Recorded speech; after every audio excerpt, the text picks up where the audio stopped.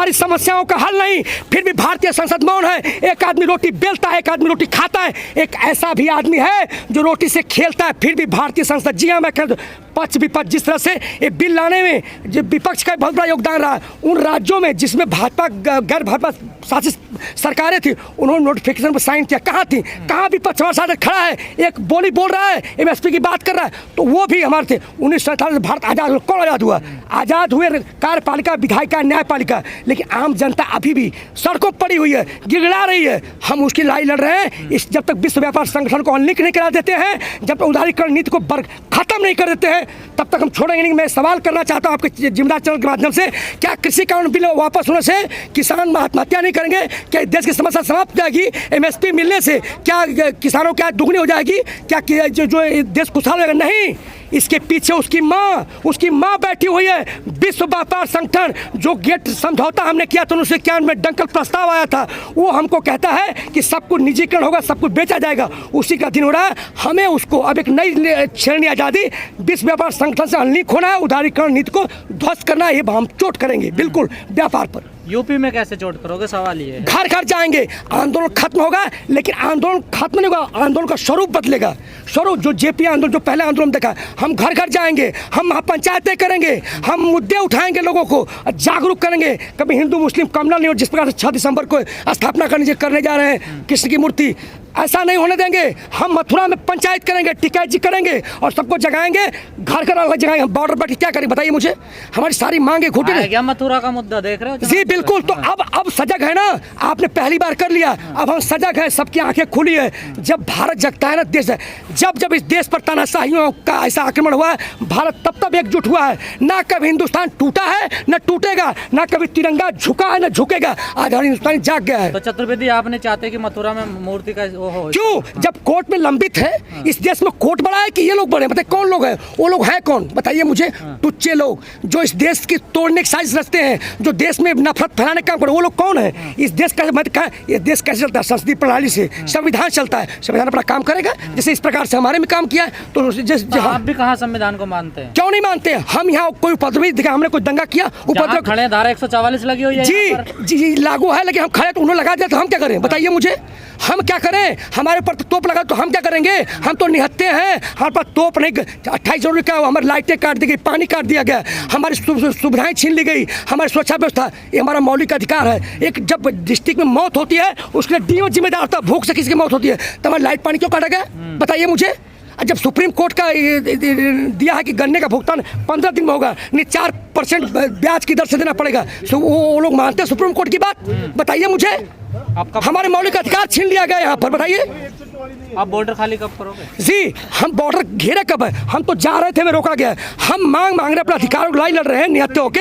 हम 6 सूत्री मांगे, सारी सब कुछ चल रही है। हमारे कल संयुक्त किसान मोर्चा ने कहा है, उसके हिसाब से सारी बातें तय हो रही है। जब 6 सूत्री मांग, क्योंकि एक मैं स्पष्ट कर देना चाहता हूँ कि ठीक है, उस हमारी मांग थी कृषि कानून बिल वापस लो, लेकिन वो जो 5 घटनाएं हुई, वो किसान लेके नहीं आए थे, उससे पैदा हुआ है, उसका वो भाग है। जब तक वो चीजें वापस नहीं हुई, कृषि कानून बिल वापस होना बेमानी होगा। क्योंकि कानून को मानते हैं, जो 6 मांगे हैं उसमें कुछ ऐसी मांगे हैं जो राज्य सरकारों के अंडर अधीन आती हैं। आप कह रहे हैं सारी 123 नहीं, आप इसका अध्ययन करें। एक ऐसा भी सेंट्रल गवर्नमेंट के अंडर में है कि वो राज्य सरकारों के FIR भी खत्म कर सकती है। अभी अमित शाह का बयान आने वाला है, वो खत्म कर सकते पावर है। तो FIR हम नहीं लेकर आते। जब एक घटना हुई तो FIR हुआ, तो FIR तो वापस होना पड़ेगा, नहीं तो बेमानी थोड़ी उस कानून का वापस होना बेमानी माना जाएगा। इसका जितना भी चीज़ें इसके साथ हुई हैं, सबका वापस होना लिहाजी जरूरत है। और एक मैं और कहना चाहता हूँ, NRI ने जो फंडिंग किया, उनके ऊपर जो बैन लगा दिया गया, उसको भी हटाना चाहिए। NRI का बैन भी उसको मैं जोड़ना चाहता हूँ। वो बेचारे हमारी हेल्प किए मुसीबतों में, उन पर अत्याचार क्यों?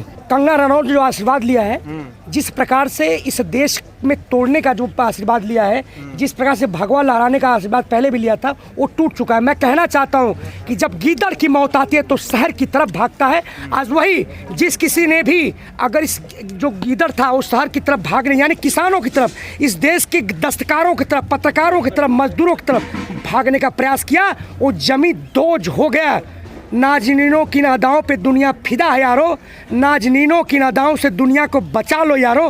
कौन कहता है कि आसमां में सुराख नहीं हो सकता?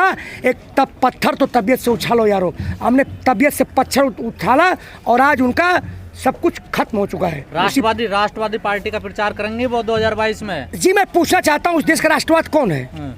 जनगण मन अधिनायक। इस देश का अधिनायक जनगण मन, जो जनगण आम आदमी है।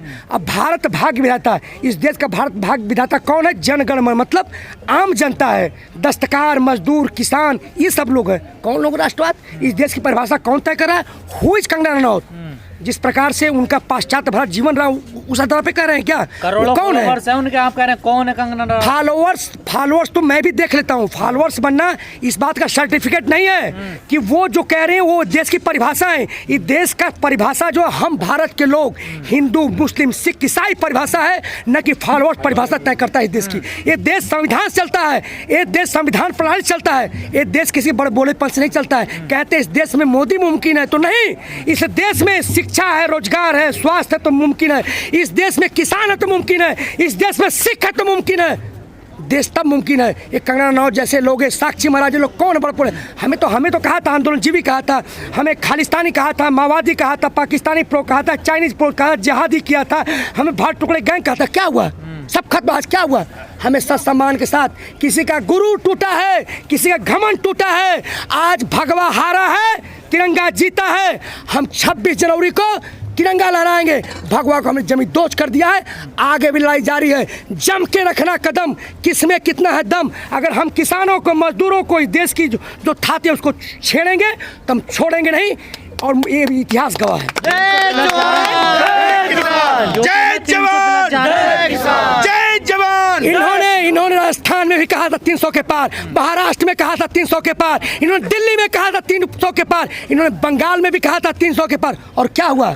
इनकी आदत है जुमला करने की, ये तो कहते ही रहते हैं। क्या हुआ? आपने देखा उत्तर प्रदेश जो आम आदमी मतदान करता है पंचायत चुनाव में, इनका सुपड़ा साफ हो गया था। इनकी असलियत यह है, ये 300 के पार नहीं, अगर 3 भी आ जाए तो कह देना किसान जब रोता है तो मिट्टी में मिला के छोड़ता है। जिस प्रकार से मिट्टी मिला के उसको खाद गोबर सब कुछ उसको एक उपज देता है, ऐसे यहाँ तमाम तिरंगा लहराएगा। सब बीजेपी को वोट देंगे। चतुर्वेदी जी कहाँ हो तुम? ये आप कह सकते हो ना भाई, वो लोग कह रहे हैं भ्रम फैलाना नहीं। ये देश किसानों का, जिस प्रकार से आपने देखा पूरे देश में किसानों की लहर है। इस समय मजदूरों की बात हो रही है, जिस प्रकार से सरकार घुटने टेक रही है, लाचार है। ऐसा मैंने प्रधानमंत्री मजबूर देखा ही नहीं। हमको उम्मीद ही नहीं थी इतनी जल्दी कर गए। इससे लाचार, इससे मजबूर, डरा प्रधानमंत्री क्या हो सकता है? तो आज डरा हुआ है। हम यूपी में आ रहे हैं, यहाँ जिस प्रकार से चल रही घटनाक्रम चल रहा है, निश्चित किसानों की जीत हो रही है। 6 सूत्री मांगों को घुटने टेक क्यों मानने जा रहे हैं, लेकिन आंदोलन खत्म होगा, लेकिन आंदोलन का स्वरूप बदलेगा। हम स्वरूप बदले। मैं कहना चाहता हूँ असली उसकी माँ कौन है? हम बच्चे को मार रहे हैं, कभी किसी कानून आता है, कभी श्रम कहाँ आता है, हमारे जल पर भी कानून बन गया है, हमारी नदियाँ बेची जा रही है। इसका जिम्मेदार कौन है? इसका जिम्मेदार जो विश्व व्यापार संगठन है, जो हमने उसके साथ समझौता कर रखा है कि सरकार इस देश में कुछ भी नहीं चलाएगी, रेल जो भी है सब निजीकरण होगा। हम विश्व व्यापार संगठन से अनलिंक होना चाहते हैं, उदारीकरण जो उनकी नीति है। जब सरकारी कर्मचारी काम नहीं करता तो क्या किया जाए? कौन कहता है? जब हमारे देश में जब खाद्यान्न नहीं था, हरित क्रांति आया था, तब हमने राष्ट्रीयकृत सारी बैंकों किया। अब बैंकों की बात करें, कर्जा माफ कर, जब सारे बैंक निजीकरण हो जाए, कर्जा कहाँ से? तब हमारे अन्न जब खाने को नहीं था तो हमने सब चीज़ को राष्ट्रीयकृत किया, सब सरकारी किया, और हमें उस समय खाने को गेहूँ पैदा हुआ। तो ये राष्ट्रीयकृत का कमाल है। आज बताइए, हम रेल बना के उनको देना चलाने के लिए होने नहीं दोगे लगता? जी बिल्कुल। देखिए आज किसान जग उठे हैं, इस 75 साल से हमारे कांधे पे हलता है।